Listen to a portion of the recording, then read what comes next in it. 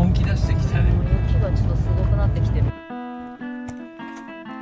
100メートルぐらい登ったかな。それつけるの絶対うまいんだけど。15万キロいつの間にか超えてるじゃないですか。そうそう、15万キロ突破したのも。あ、でも俺ら昼飯11時か。そう。入館料300円だって。いや、もう俺喜多方好きになったわ。ボンゴちゃんをタイヤ交換して、ヒーターもね動かなくなっちゃってて、この辺のどっかから燃料が漏れてるっていうことなんで、ここのチューブを変えます。外に出てるチューブの部分がね、どうしても何年かに1回は壊れる。付属のやつ使ってんだけど、中華製のホームセンターでもっとなんかちゃんとした燃料用のチューブ買ってきたんで、これでいきます。本当はコルゲートチューブでやろうと思ったけど、コルゲートチューブが売ってなかったから、もう一旦これだけ灯油かぶる気しかしない。これ灯油出てこない。結構抜けてるんだ。できた。K が足りなくて無理やり入れたんだけど、結束バンドで固定。下も一緒。完璧です。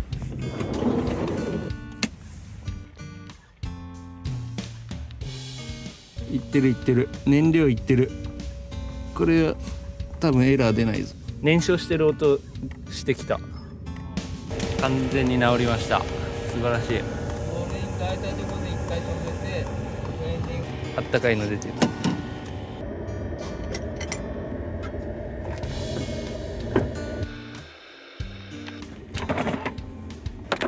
トルクなんだっけな、ボンゴ130。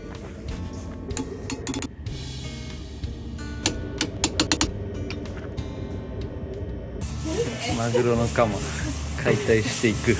どこ切ればいいんだこれ。あ、うまそう。きたきた。ねえ、この断面やばくない？油。ちょっと待って。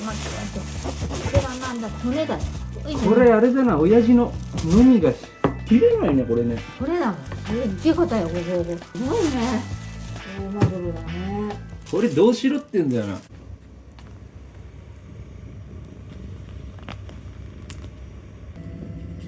落ちそうで落ちない。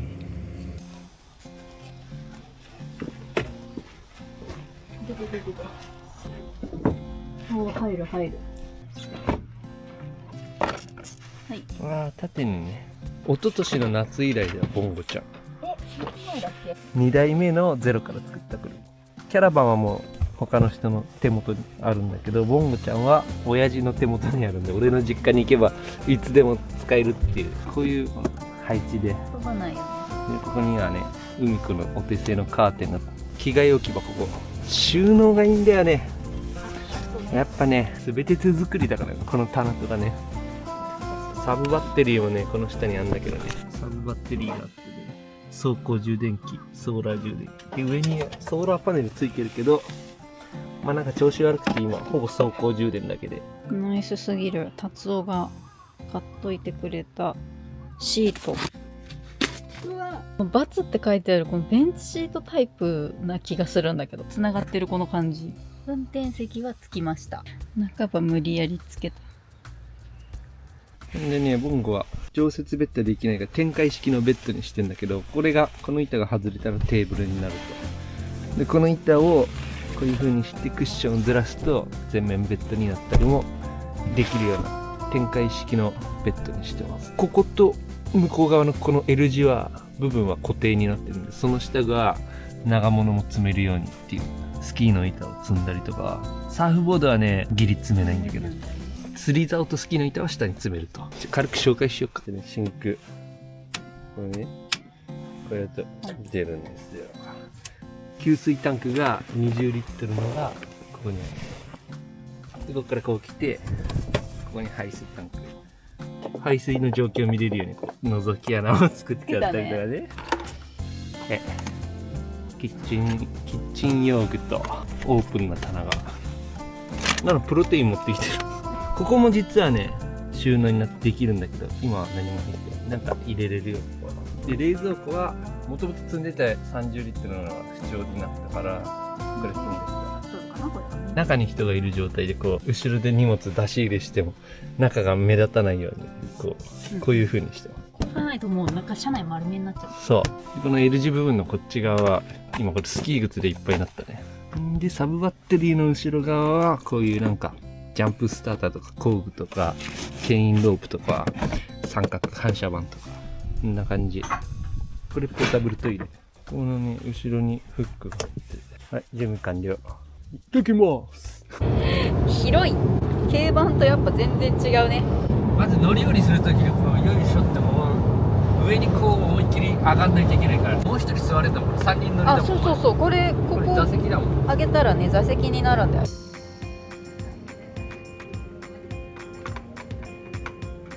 細かい雪が。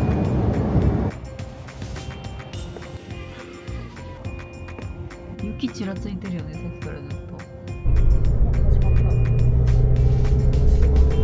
会津方面、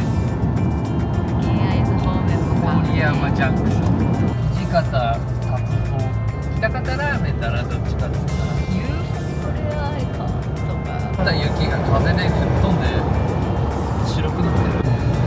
これ押しちゃ駅ダメかも、凍るやつかもしれない。ダメだよこれ、凍ってるよ。多分凍ってる。この風だから今。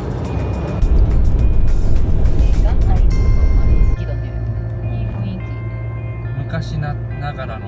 そう。ほらこれ絶対歴史的建造物。ああこれ蔵じゃん。目の前のところがまたなんかねあ、新選組が決闘した場所とかもあるんだよ。なんかラーメン神社ってのが今見えたんですけど。大豆米麹食園。半額いいじゃん。福島の牛乳も入らない。閉まらへん。昨日はちょっと降ったと思うよ、夜は。あ、明日ラーメン屋はしごだな。うん、行きたいラーメンが多すぎる。酒造もいっぱいあったね、来る途中いや、ね。めっちゃあった。ここ来るまでだけで3、4軒ぐらいあったんじゃない？右の方がなんかオツだな。うん、すごい広いね。我々大体この第三駐車場ぐらいのところが好みなんで。うん。久しぶりすぎて分からへん。このシェードのメーカー会津だよ。俺ら言うここも会津だよ。速攻でこれヒーターオンですよ。 FF ヒーターオンですよ。直したばっかりの。向こうに温泉があるっぽい。温泉とか道の駅の末端の駐車場の末端の場所にお邪魔します。古い雪の上にうっすら新雪が積もってるふれあいパーク北の里。テレンテレン、懐かしい。ちなみにここの棚も電気ついてる。もんごちゃん懐かしいですよ。もともとはここにブルーティーのでかいポタで置いてたけど、なしにしてゴリゴリのサブバッテリーに変えてます。なんでかって言って FF ヒーターをポタ電で動かすとなんか連動してカチカチになったんだよね、この照明がね。パーティーモードと呼んでいた。一応 1500W のインバーターはねあるからね、これで米を炊いたりする。もんごちゃんはちなみに2020年ぐらいにやったんだよね。だったかな。そう、キャラバンが2018年から19年ぐらいに作って2020年にボンを作ったの。ちょうどコロナの時に湘南の相模川の河川敷で作ってたんだよね。やりました。俺タンパク質取りたいわ。今日中に食べ終わるかと直接いっちゃうわ。食うっしょこれ。食べたい。いただきまーす。うまっ。この半量ぐらいでちょうど1合ぐらい。シェードがビローン。玄米の表面をちょっと削ってやるんだ。今さっきこれぶっ倒して結構こぼれて眼内してたうんこ、ちょっとやばかった。ちょっと玄米がぶちまけられてるけどいいでしょう。インバーターがあってインバーターインバーターでもね、なんかここの表示がねつかなくなっちゃったんだよ。多分使えると思う。テストしたらできたから、まあ多分大丈夫だと思う。いけるよね。でもこれ久しぶりすぎてさ、サブバッテリーはほぼ満タン。ワットで出してほしいよねこれ。3アンペア数十ワットだね今。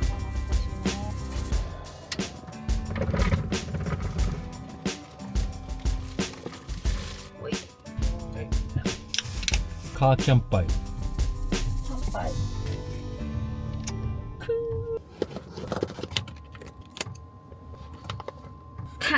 ーンってこうキー叩く筆圧強いよね。このインバーターは 1500W なので、だいたいこれがね 350W ぐらい。加熱レベルをあんま強くしすぎなければ同時に使えるんじゃないかなと。1500あるから余裕で使えると思う。換気扇がついておりますので、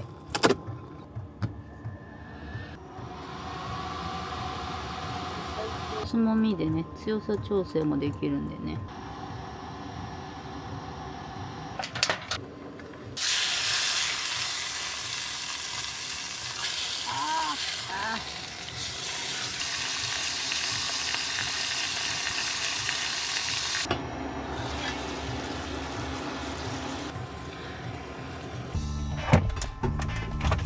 じゃあできました。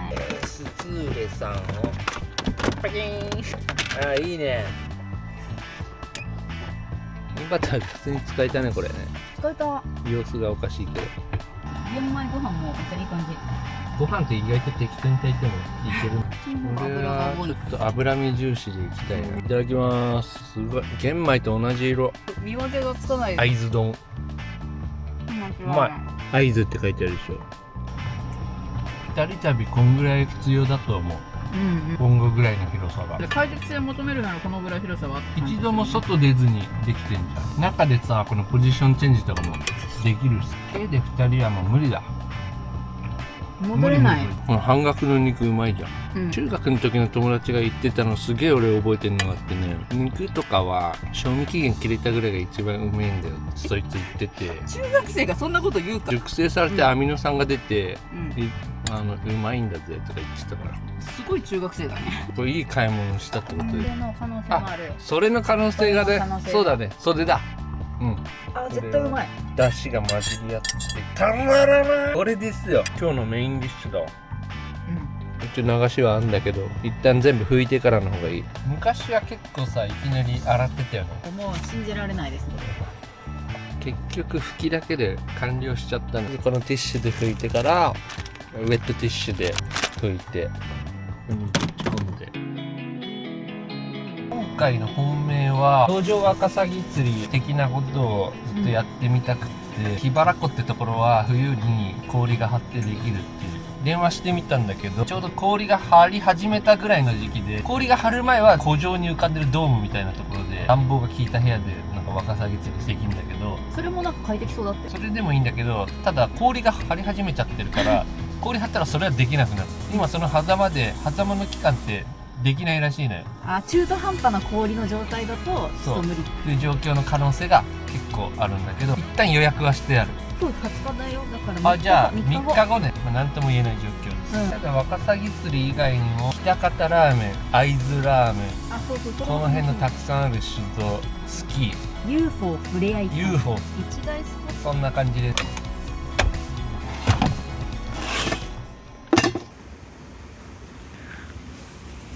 この寒さは異常ですね。道の駅は温泉があるらしい。耳が痛くなってきた。500円、夜300円。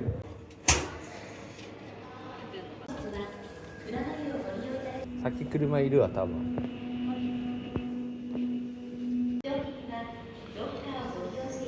漫画の品揃えがすごいな。アキラとかある。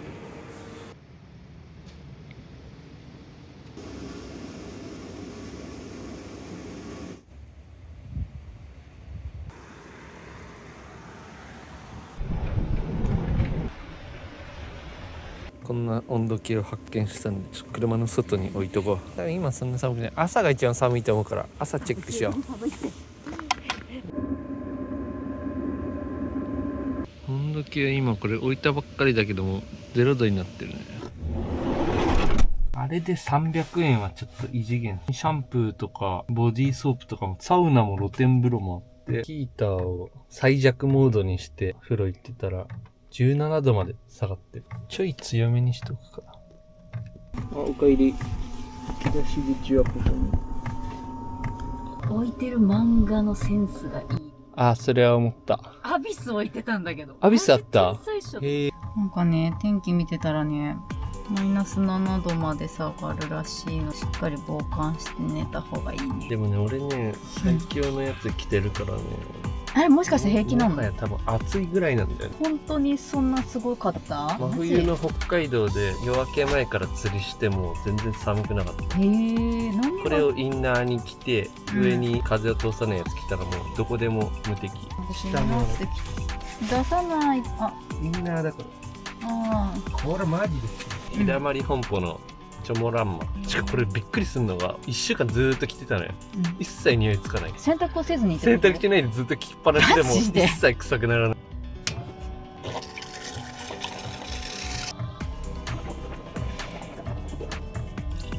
いいから持ってきて。これなんと無添加なんだよ。そうそう、私それだから買った。甘味料が入ってないプロテインなんてね、なかなかお目にかかれない。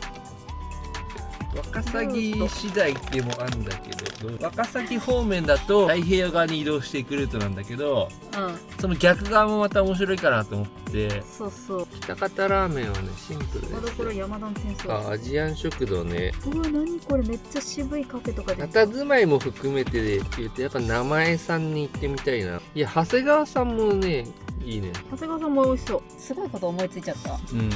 海子が激推しの幸福さんはなんと7時半からやってるから。朝ラーをまず時系列これ。いける、オッケー。起きる朝ラー、スキーでまた腹減る。昼ラーで新選組のなんかあれを見て、おやつラおやつらはいるかな。ーで移動して風呂入って。夕飯。夕飯。しかもこの幸福さん確かに超うまそうだね。超うまそうです。さっきから言ってるのに。ねこれ塩と醤油と味噌とかいろいろ出してるところがある中、幸福さんはいやいやスープは1種類ってこと今度やってるこれ。で具材の違いで。そう、俺こういうところの方が好み。まあ確かになんかなんだよ。一筋。楽しみでやります。スキーで相当消費するからちょうどいいよ。ここに乗るように作ってあるんです。米粒が落ちます。そして取り出しましたのはこの板。はまった？オッケー。はまった。そしてね、この板をちょっと待って。はい。このキッチンのね、キッチンのここにも板を乗せられるように工夫してある。細工がしてあって、なんかちょっとキッチンを前に。と押して。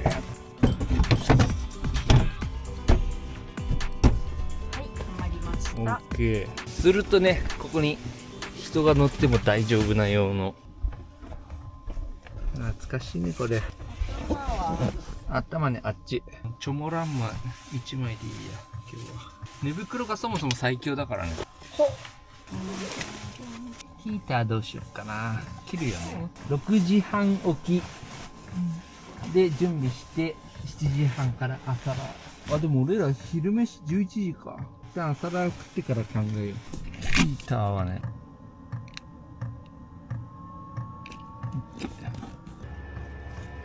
あ、クールダウンが結構いいですよ。おやすみ。なんと 2.7 度だ。極寒だね。ありえへんわこの寒さ。体は大丈夫なんだけど顔が痛い。ヒーターオン。あ、今日にはしたのかも。6時で18度。うっすら降ったね。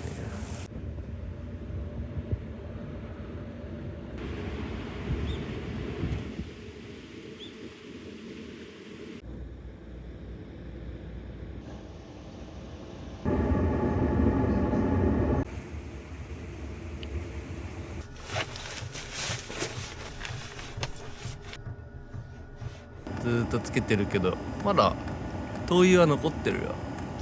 ヒーター切るね。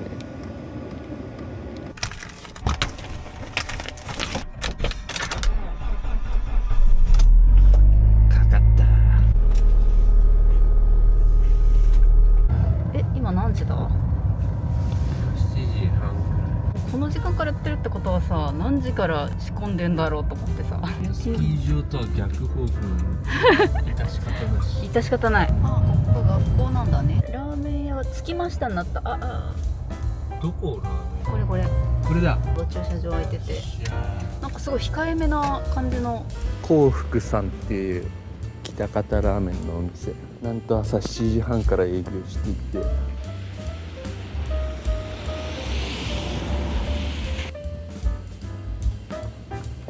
路上駐車はやめてください。告白ラーメン、青春ラーメン、これはうまそう。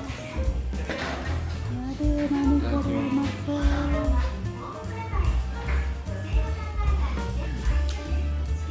スープ全飲みできる。透き通っておりますね。透明感すごい。透明感。水のようなスープです。水ではない。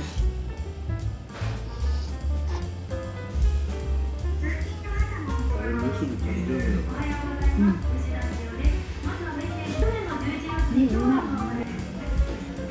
めっちゃ透明だもん。ごちそうさまです。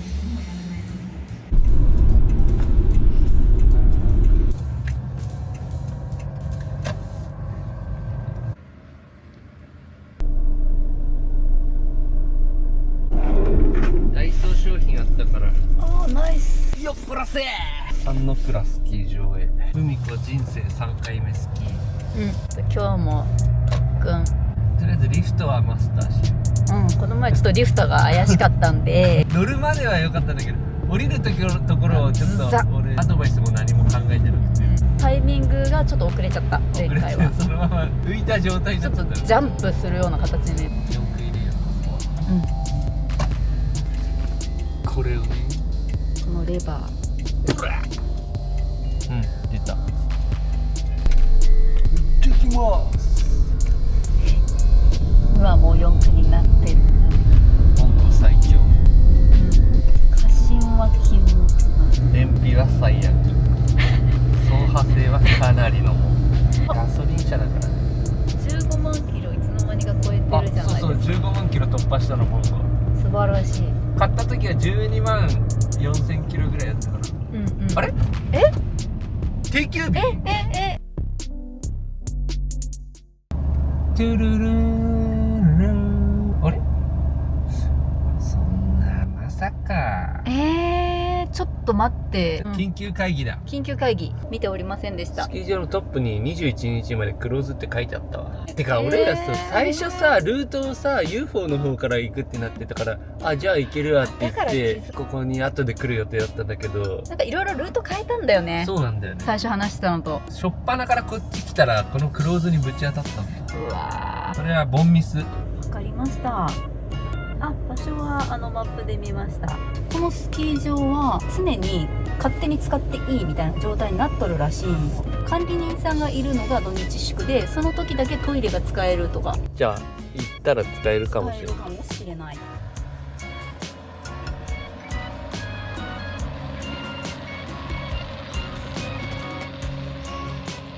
三角屋根つけてあるね。古いバス。どうせ U ターンできないから三の倉スキー場一旦下見に行ってみようか。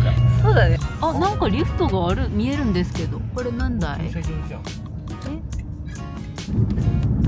あ、で簡易トイレがある。あ、本当だ本当だ。こ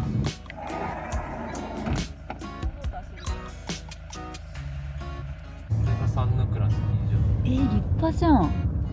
山小屋クララ立派じゃん。あ、なんか整備してくれてるね。駐車場の整備してる。へえ、ここが駐車場になる場所なんだ。下見完了。やっぱ4区はこのレバーじゃないと。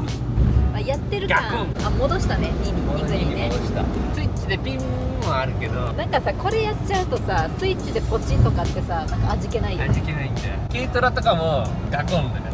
一旦酒を買いに来て、渋い感じの酒造で、酒蔵さんで、女性でも飲みやすい香り豊かなお酒があるらしいんで。あ、これだ。これ？笹。うわ、すごい。笹正宗醸造元。すごいな、歴史感じるわ。甘口のフルーティー系の微炭酸で折り絡みだったら最高。いろんなところのお酒を飲むことで経験値が上がるんですよ。行ってきます。笹正宗酒造さん。今でも気温だいぶ上がってんね。3度か4度ある。ここはいつからやってるとこなんだろうね。だいぶ古そうだよ。絶対ここで合ってるわ。巨大紙だな。こんにちは。ああ、なるほど。甘口で。今しか飲めない酒は今ね、おそちゃんのお嬢さんがこれ。ああ、これだな。ご注意だ甘口でってああ、これ甘口で飲みやすい。あ、じゃあこれ確定だね。ちょっと穴が開いてますから、例えばちょっと揺らしたとしても、これほら出るじゃないですか。あ、ちょっとずつ抜けていく。ガスが出るんですけども、これをね、紙を取っちゃうと、ピューッと出ちゃうんで、ああ、ですからちょっと紙700以上ガス圧が小さいんで、穴が開いてないんですね。ですからここに回線でごっちりって書いてるんです。つまり微炭こうやってこうやってピシャーってやっちゃうんですね。和紙の袋に入れてくださった。めっちゃ綺麗。綺麗。1900円ですね。蔵見学は要予約。いつからやられてるんですか？1818年。100年以上前ですね。200年か。そっか。建物が105年。酒造りは200年以上前。真ん中の米と2と1番で、蒸し米と2番で、この順序通りに酒造りが進んでいく。この原本の絵の2階の座敷があるんですよ。原本があるんですか？今日まとめて作ったんで、これが原本ですよ。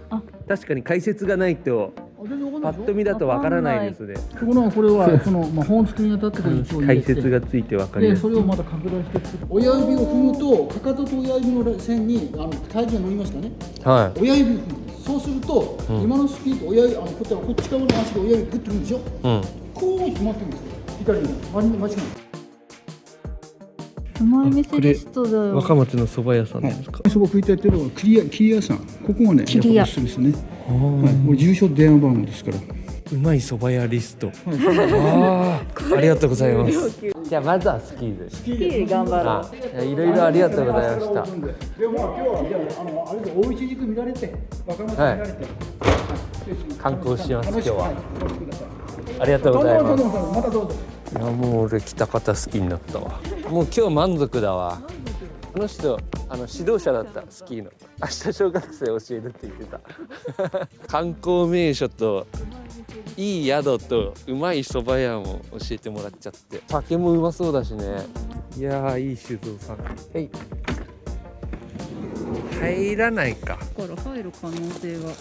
なんかこのさ袋がいけすぎてて、開けたくない。なんか教えてもらった蕎麦屋とかめっちゃ良さそうだね。酒蔵の方とかってなんか本物を知ってそうじゃん。舌が肥えてる。そう肥えてるっていうかもう仕上がってるから仕上がってるから研ぎ澄まされてる。お酒の味を決めるときに余計な雑味ないように食事とか多分制限してるんだよね。そういう人たちがうまいっていうものはうまいはずだから。うまいはずだ。寒波到来してるね。誠のどこだ駐車場。駐車場絶対あるはず。あった。かわいい。なんか猫。意外とこじんまりしてる。でもめっちゃかわいいよ。会津新選組記念館。グルちゃんや。入館料300円だって。なんか駄菓子屋さんみたい。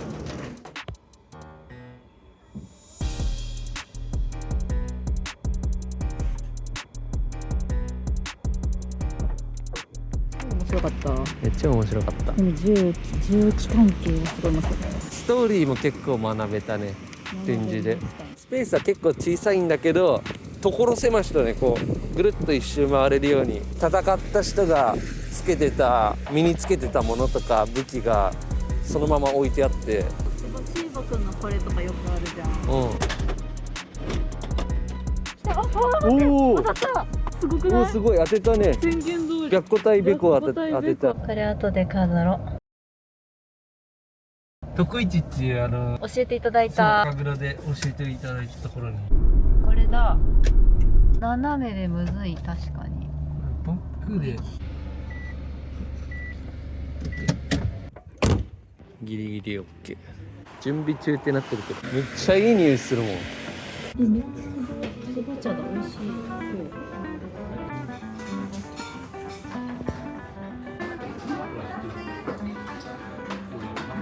そっちもめっちゃ美味しそう。これ蓋閉まりきってないかあ、はみ出てたん。らこれあ、それつけるの絶対うまいんだけど。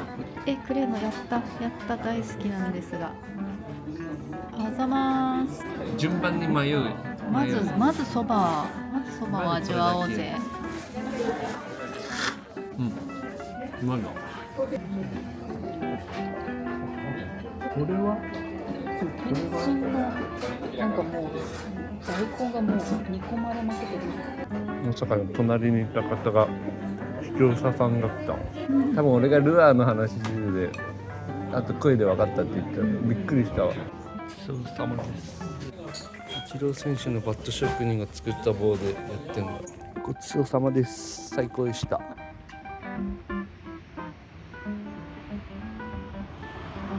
ここじゃねえのか。毎日リオンドール。何店だろうね、ここは。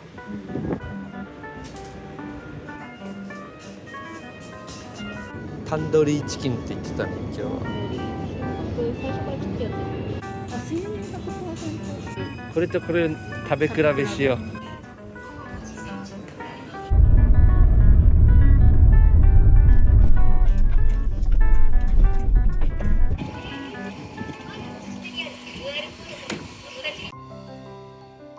小山スキー場っていうリフトも何もない無料のスキー場に今から行く。問い合わせもしてやってますと。役場が運営してるみたいなところで土日祝だけ管理人さんがいますと。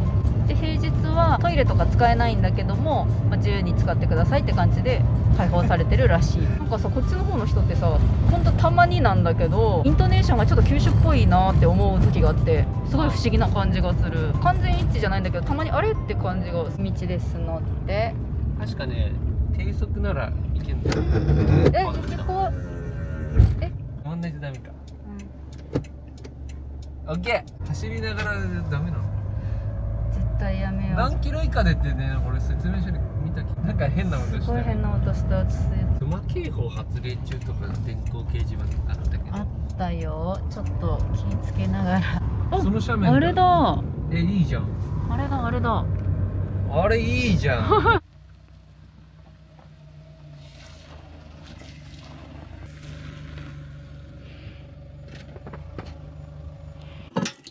一旦歯磨き。まあ気温結構高いな。2度。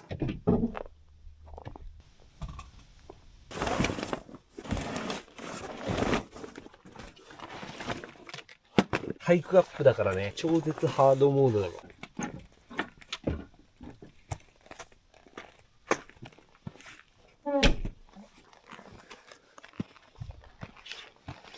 うわ、無人の午前9時から午後5時までです。パウダーが積もってますね。一旦登ろうか。登ろう。なんたってリフトねえから、ここひたすら登って降りるだよ。結構登った。100メートルぐらい登ったかな。ね。結構急じゃない？いや、そんなことないよ。ハの字極めたらどこでも滑れるから。滑るより登る方が運動になる。気圧節だからむずいけど、勝手に前に滑ったりはしない。海子人生3回目のスキー。酒蔵の方が言ってたのは、ももの部分は平行にって言ってたね。あ、いいや、雰囲気でとりあえず行ってみよう。すごいドッパウだよこれ。行くぜ海子ちゃん。こうです。なんかこだましてる？あ、ほら声響いてる。すげえ、めっちゃ声響いてる。てかすげえ綺麗だね、ここの映像。全面マシュマロみたいになってる。あれなぞろうか。早いよ。じゃあちょっと20個。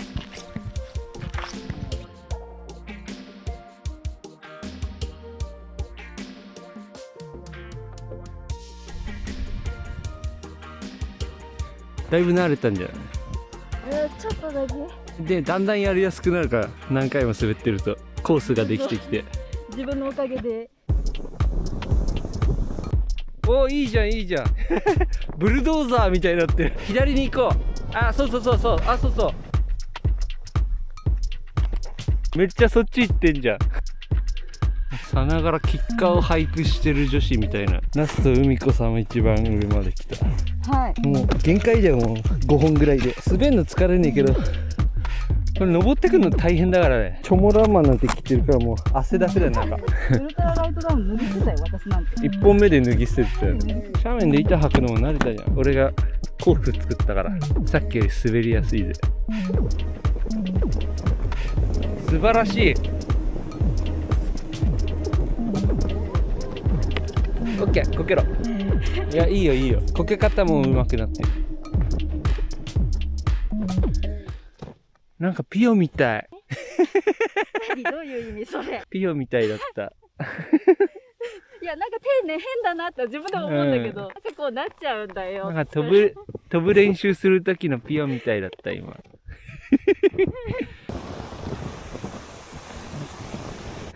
ゴールゴールゴールゴールゴールゴール。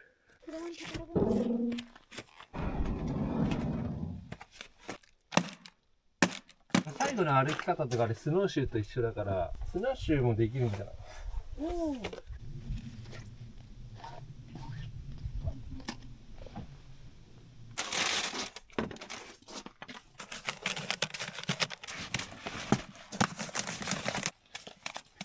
これも馴染んできたんじゃない？そうそう。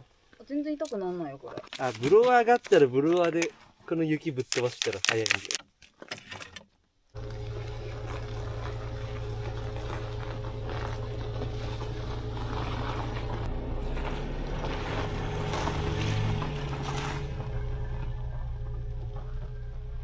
ちょっと楽しかった。斜面の状態が今までやったことあるのと違いすぎてね、ちょっとどうなることかと思ったんだけど、最後ちょっと慣れた。ワカサギ釣りがまだ今のところわからない。やる方向だから、ワカサギ釣りも行けるしスキーもできる中間地点の金山っていうところに向かった。さっきのワカサギ釣りが OK でもダメでも楽しめる場所。本気出してきたね。雪がちょっとすごくなってきてる。ふぶってる。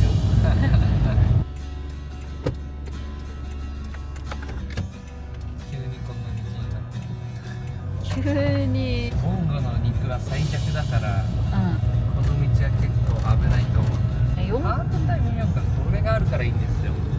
ね。結構活躍してるね、今日は。最弱からほぼ最強になる。